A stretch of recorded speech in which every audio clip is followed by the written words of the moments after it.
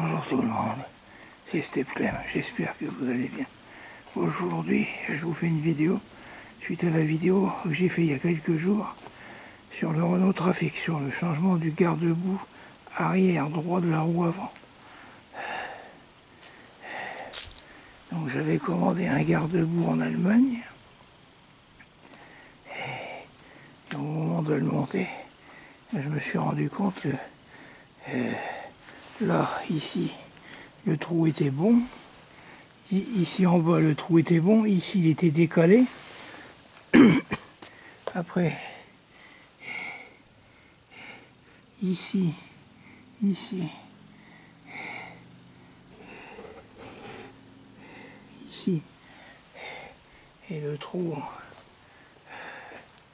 je ne me trompe pas, ici, ils étaient beaucoup plus petits. Ils faisaient à peine 2-3 mm de diamètre. Donc il a fallu que j'y reperce. Donc, pour modifier. Bon, du coup, on a réussi à l'installer, ça a été. Alors pourquoi je vous reparle du garde-boue? C'est pour vous parler de Renault. Alors pourquoi je l'ai commandé en Allemagne? Parce que quand j'ai vu que mon garde-boue était fendu, qu'il était cassé, je suis allé au concessionnaire Renault de la ville à côté de chez moi. Ils avaient un grand magasin de pièces détachées et d'accessoires. Je suis arrivé et personne au magasin. Puis je voyais une pancarte écrit magasin fermé. Alors je vais demander plus loin à l'atelier à côté, à la caisse.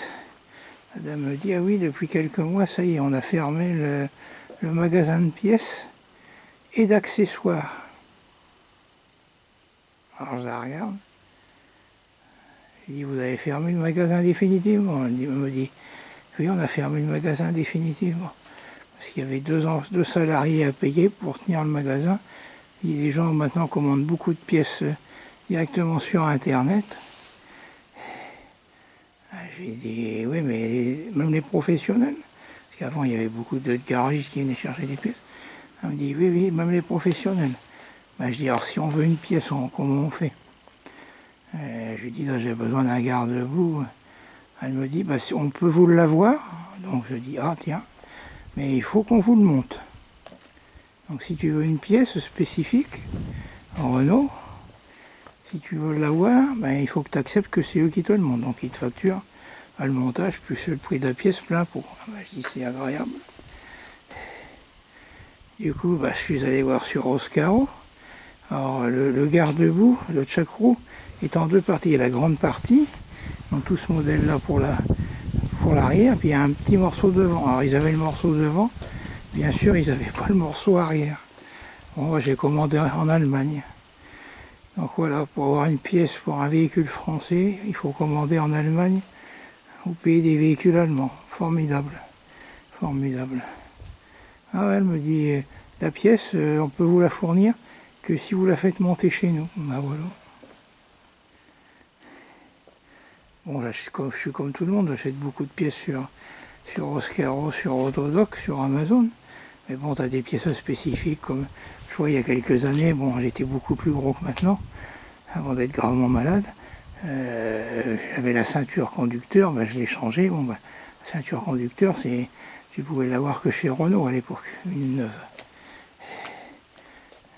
Il y a des pièces spécifiques, ben, une fois j'ai changé un enjoliveur au Renault, c'est pareil, bon, j'ai eu chez Renault. Là, non, tu peux plus, il faut passer par l'atelier.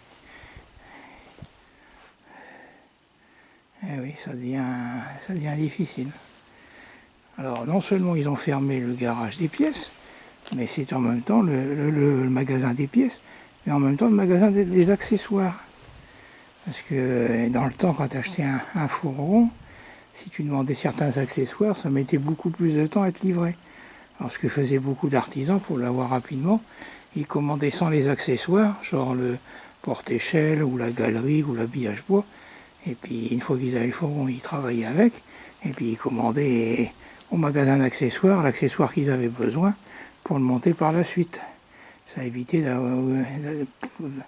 d'avoir un fourgon, un neuf au bout de 4 mois de livraison, au lieu de 2. Ben là, il n'y a même plus d'accessoires. Du tout, du tout. Tu veux un enjoliveur d'origine, ben, c'est râpé, il faut passer. Alors imaginez, pour un enjoliveur d'origine, ou une jante d'origine, vous allez devoir aller à l'atelier, faire un devis, et donc ils vont vous facturer le montage. Alors je ne sais pas ce qu'ils vont facturer comme taux horaire pour le montage par exemple d'un enjoliveur. Ah oui, non mais ça devient... Voilà. Bon, c'est pas un petit coup de gueule, hein, c'est un simple constat. C'est désolant, quoi. Voilà, c'était Step Clem. Prenez bien soin de vous. Au revoir.